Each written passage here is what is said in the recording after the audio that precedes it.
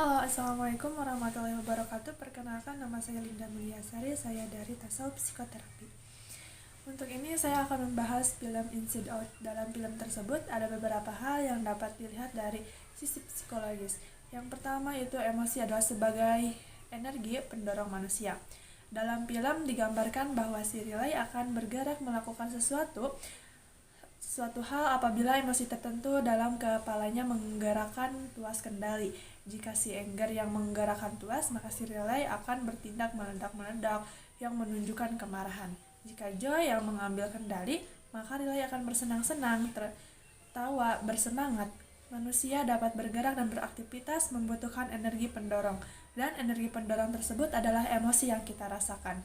Kita sehari-hari melakukan sesuatu didorong oleh emosi. Yang kita rasakan bukan apa yang kita pikirkan terus kita lakukan. Kemudian yang kedua, emosi adalah pesan dari diri kita. Emosi tidak ada yang baik atau negatif. Poin pembelajaran ini adalah poin terutama yang ingin ditonjolkan dalam film ini.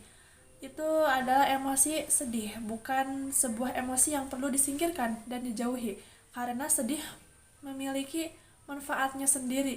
Demikian juga emosi yang lainnya. Mereka memiliki manfaatnya masing-masing.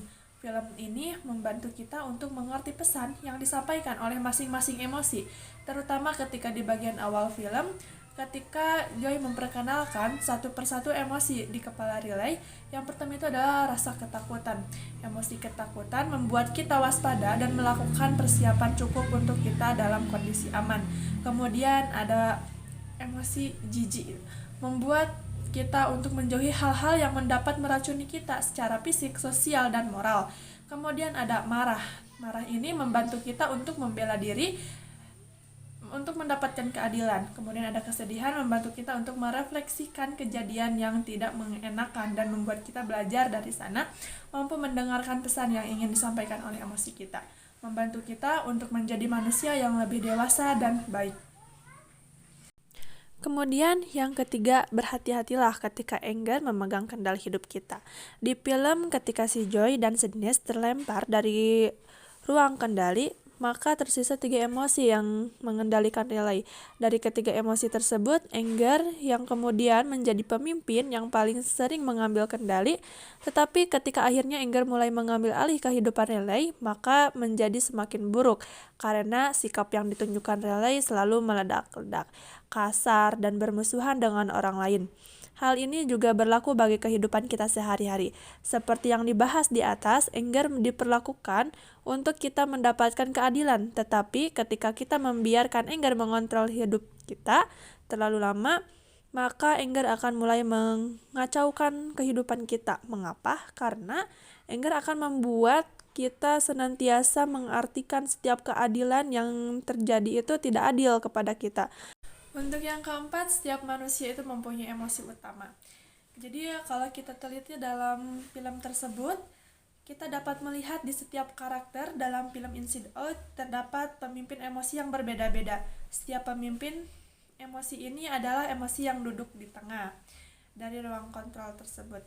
Nah, hal ini terlihat jelas ketika terjadi percakapan antara Riley, ibunya, dan ayahnya di meja makan. Emosi Riley dipimpin oleh Joy, ibunya dipimpin oleh Sadness, dan ayahnya dipimpin oleh. Setiap manusia memiliki tema emosi utama. Apakah dirinya seorang yang ceria, mudah marah, sedih, khawatir, dan lain sebagainya. Inilah yang menyebabkan setiap orang berbeda satu dengan yang lainnya. Ketika kita mampu memahami siapa emosi pemimpin dalam diri kita sendiri, maka kita dapat mengontrol emosi kita dengan lebih baik. Baik, kemudian yang kelima adalah kacamata kita dalam memandang dunia. Salah satu bagian dari film yang menarik adalah ketika si Joy dan si Sadness ini ngobrol soal memori terbaik bagi mereka masing-masing. Nah, ketika mereka membicarakan suatu memori, kejadian tersebut menjadi berbeda tergantung dari Joy atau Sadness yang mengingatnya. Nah, hal yang sama terjadi dengan kita sehari-hari. Bagaimana kita mengartikan kejadian atau peristiwa yang terjadi pada kita sangat tergantung dengan emosi yang kita rasakan. Ketika kita sedang marah atau candaan teman itu akan menjadi sebuah hinaan. yang tidak dapat ditoleransi. Nah, saat kita sedang merasa bahagia, kita akan cenderung memiliki pemikiran positif dan optimisme pada masalah-masalah yang kita alami. Oleh karena itu, berhati-hatilah dalam mempercayai apa yang kita pikirkan mengenai suatu kejadian.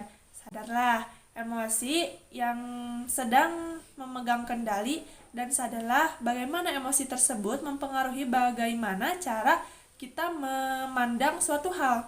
Nah, oleh karena itu kita ada baiknya kita berpikir ulang mengenai suatu kejadian ketika emosi kita berubah agar kita dapat mengartikan sebuah kejadian dengan lebih netral dan sesuai dengan fakta yang terjadi. Mungkin hanya itu yang dapat saya sampaikan, kurang lebihnya saya mohon maaf.